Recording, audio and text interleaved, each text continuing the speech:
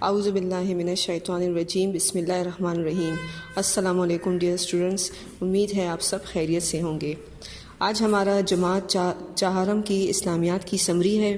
آج کی سمری میں جو ہم چیپٹر پڑھیں گے وہ ہے اخلاق و آداب، جس کے اندر ہم پڑھیں گے سبق ایمانداری۔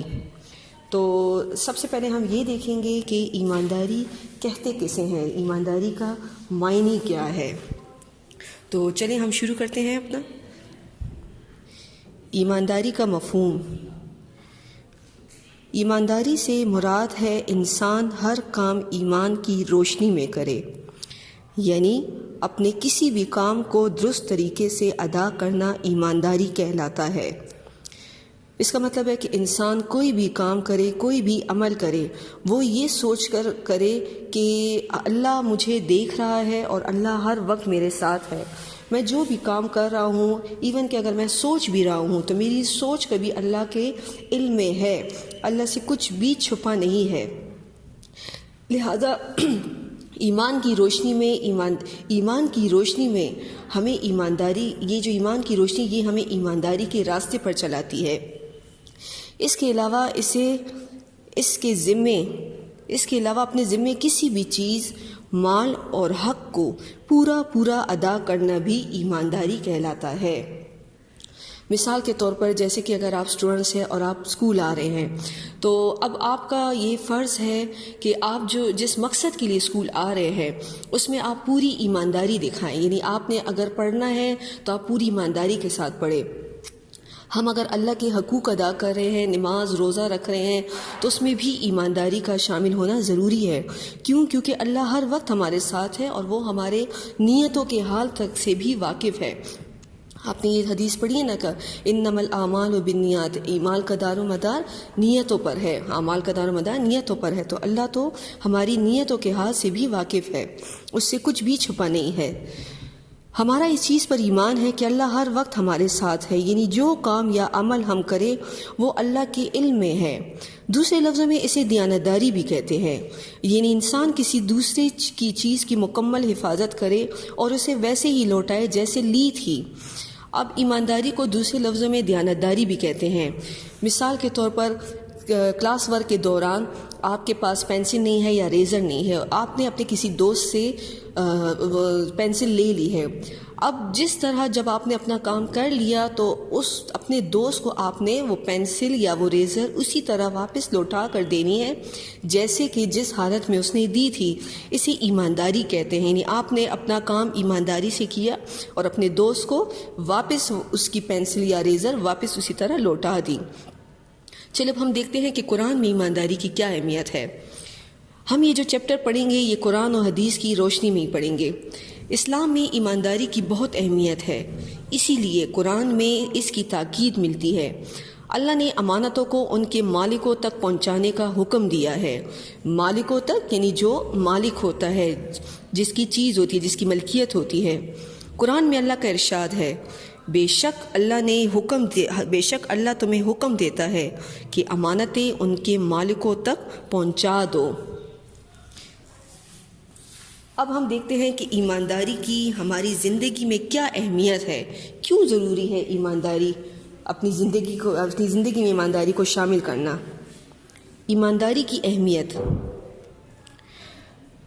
دنیا میں انسان کو عزت اور کامیابی ملتی ہے۔ جو ایماندار شخص ہوتا ہے اس کا اجر تو اس کو آخرت میں ملے گا، لیکن اس دنیا میں بھی اس کو عزت اور کامیابی ملتی ہے۔ ظاہر ہے ہر کوئی اس کی عزت کرتا ہے اور اس کو پتہ ہوتا ہے کہ یہ کبھی جھوٹ نہیں بولتا، یہ ایماندار ہے، کبھی دھوکہ نہیں دیتا، تو لوگ اس کی بہت عزت کرتے ہیں اور وہ شخص کامیاب بھی ہوتا ہے۔ لوگ اس پر اعتماد کرتے ہیں اور اس کا احترام کرتے ہیں۔ لوگ اس پر اعتماد کرتے ہیں، اپنے فیصلوں میں اس کو بڑا کرتے ہیں اور اس کے فیصلے مانے جاتے ہیں، اس کا احترام کیا جاتا ہے۔ زندگی کے کسی بھی معاملے میں پریشان نہیں ہوتا۔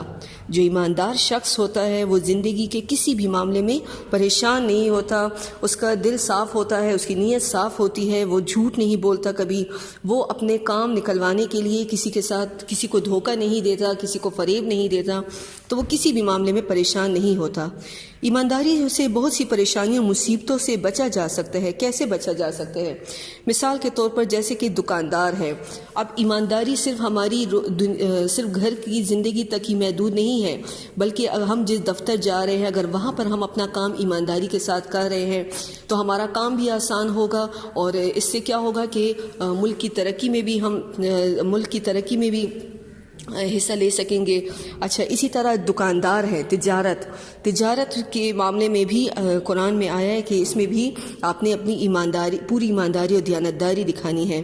جیسے دکاندار اگر ملاوٹ شدہ چیز فروخت نہ کرے تو اس سے کیا ہوگا، ہم بہت سی بیماریوں سے بچ جائیں گے۔ اگر دکاندار نے ملاوٹ نہیں کی تو اس سے کیا ہوگا کہ ہم بیماریوں سے بچ جائیں گے۔ اب تجارت سے ریلیٹڈ ہی میں آپ کو ایک نبی صلی اللہ علیہ وسلم کی زندگی کا ایک واقعہ بتاتی ہوں۔ آپ صلی اللہ علیہ وسلم ایک مرتبہ بازار سے گزر رہے تھے، ایک تاجر غلہ بیچ رہا تھا۔ آپ صلی اللہ علیہ وسلم نے غلے کے ڈھیر میں ہاتھ ڈالا تو وہ گیلا تھا۔ آپ صلی اللہ علیہ وسلم نے تاجر سے پوچھا، تاجر کون ہوتا ہے؟ جو تجارت کرتا ہے، کہ یہ غلہ تو گیلا ہے۔ تاجر نے کہا، یا رسول اللہ، بارش ہوئی تو یہ غلہ گیلا ہو گیا۔ تو آپ صلی اللہ علیہ وسلم نے فرمایا، پھر تمہیں چاہیے کہ تم گیلے غلے کا ڈھیر الگ سے رکھو تاکہ خریدنے والے کو پتہ ہو کہ کون سی گندم سوکھی ہے اور کون سی گیلی۔ اس موقع پر تاجروں کو دھوکہ دینے اور ملاوٹ کرنے سے منع فرمایا۔ آپ صلی اللہ علیہ وسلم کا ارشاد، اب دیکھیں نبی صلی اللہ علیہ وسلم نے تجارت سے ریلیٹڈ بھی فرمایا ہے، جس نے ملاوٹ کی وہ ہم میں سے نہیں۔ ملاوٹ کیا ہوتا ہے؟ مثال کے طور پر اگر دودھ ہے اور اس میں پانی شامل کر دیا جائے تو ملاوٹ ہو گئی نا۔ اسی طرح نبی صلی اللہ علیہ وسلم نے فرمایا کہ جس نے ملاوٹ کی وہ ہم میں سے نہیں۔ اب ہم دیکھتے ہیں کہ نبی صلی اللہ علیہ وسلم کی صورت میں ایمانداری، نبی صلی اللہ علیہ وسلم کے بارے میں بچوں آپ لوگ جانتے ہیں نا کہ وہ تو ایمانداری کا، ان کی زندگی ایمانداری کا نمونہ تھی۔ آپ کو معلوم ہے نا کہ نبی صلی اللہ علیہ وسلم جب ان کو نبوت نہیں ملی تھی تو اس سے پہلے ہی وہ مکہ میں صادق اور امین کے لقب سے مشہور تھے۔ امین یعنی امانت دار اور صادق سچا۔ تو نبی صلی اللہ علیہ وسلم کی زندگی تو ہمیں بہت سے ایسے واقعات نبی صلی اللہ علیہ وسلم کی زندگی سے ہمیں ملتے ہیں جس میں آپ صلی اللہ علیہ وسلم کی ایمانداری اور دیانتداری کی جھلک نظر آتی ہے۔ حضرت محمد صلی اللہ علیہ وسلم ایمانداری اور دیانتداری کا بے مثال نمونہ ہے۔ اہل مکہ نے آپ صلی اللہ علیہ وسلم کو ایمانداری اور سچائی کی وجہ سے صادق اور امین کا لقب دیا۔ صادق یعنی سچا اور امین امانت دار۔ حضرت محمد صلی اللہ علیہ وسلم کو جب نبوت نہیں ملی تھی اس سے پہلے ہی مکہ کے لوگوں نے آپ کو ایمانداری، صادق اور امین کا لقب دیا کہ آپ امین ہیں، صادق ہیں، سچے ہیں۔ اب اس نبی صلی اللہ علیہ وسلم کی زندگی سے ایک واقعہ میں آپ کو بتاتی ہوں، ہجرت مدینہ کا واقعہ۔ ہجرت مدینہ یعنی جب نبی صلی اللہ علیہ وسلم اپنے صحابہ کے ساتھ، اپنے جو باقی مسلمان تھے ان کے ساتھ جب مکہ چھوڑ کر مدینہ ہجرت کر رہے تھے تو اس وقت کیا ہوا؟ ہجرت کی رات جب آپ صلی اللہ علیہ وسلم کی جان کو مشرکین مکہ کی طرف سے سخت خطرہ تھا تو اس وقت بھی آپ صلی اللہ علیہ وسلم نے حضرت علی رضی اللہ تعالیٰ عنہ کو نصیحت فرمائی کہ لوگوں کی امانتیں ان تک پہنچا کر مدینہ آ جائیں۔ اب مکہ کے وہ جانی دشمن جو آپ کے نعوذ باللہ جو آپ کے جان کے دشمن بن گئے تھے، آپ کو قتل کرنا چاہتے تھے، انہوں نے بھی اپنی امانتیں آپ کے پاس رکھوائی تھی۔ کیوں؟ کیونکہ انہیں پتہ تھا کہ آپ امین ہیں، آپ امانت دار ہیں، تو ان لوگوں نے بھی آپ کے پاس اپنی امانتیں رکھوائی تھی۔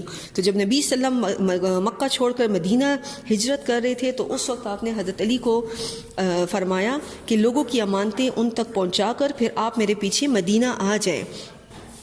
یعنی آپ اتنے امانت دار تھے کہ اس وقت بھی آپ کو لوگوں کی امانتوں کی فکر تھی۔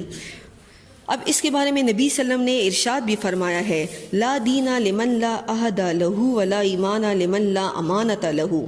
اس کے دین کا کوئی اعتبار نہیں جو شخص وعدے کا پابند نہیں، اور اس شخص کے ایمان کا کوئی اعتبار نہیں جو امانت دار نہیں۔